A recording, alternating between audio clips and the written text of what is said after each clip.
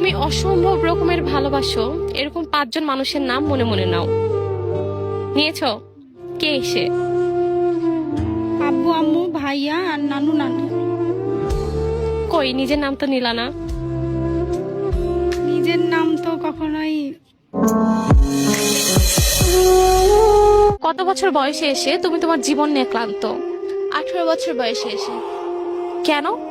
মাথার উপর বাবা নেই আর আমি আমার পরিবারের বড় মেয়ে। একটা মেয়ের কাছে সবচেয়ে দামি উপহার কোনটা?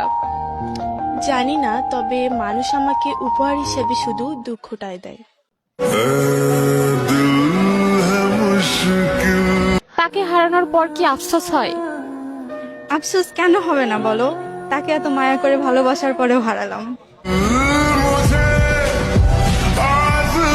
তোমার মতে ভালোবাসার শেষ পর্যায় কোনটা?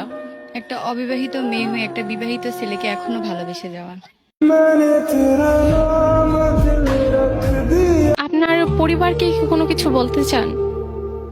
আমার পরিবার হয়তো কখনোই জানবে না তাদের কথা চিন্তা করে কত স্বপ্ন ত্যাগ করেছি। আচ্ছা আপু, আপনার জীবনের শেষ চাওয়া কি? এবার তাকে ভুলতে হবে। কেন? আল্লাহ তো চাইলেই তাকে ভুলিয়ে দিতে পারতো, কিন্তু আল্লাহ তো চায় আমি তাকে মনে রাখি আর নিজেকে কষ্ট দিই। একটা ছেলে সবচেয়ে বড় মিথ্যা কথা কি বলে? একটা ছেলে সব থেকে বড় মিথ্যে কথা বলে যে সে শত কষ্টে থাকার পরেও সে বলে যে আমি ঠিক আছি।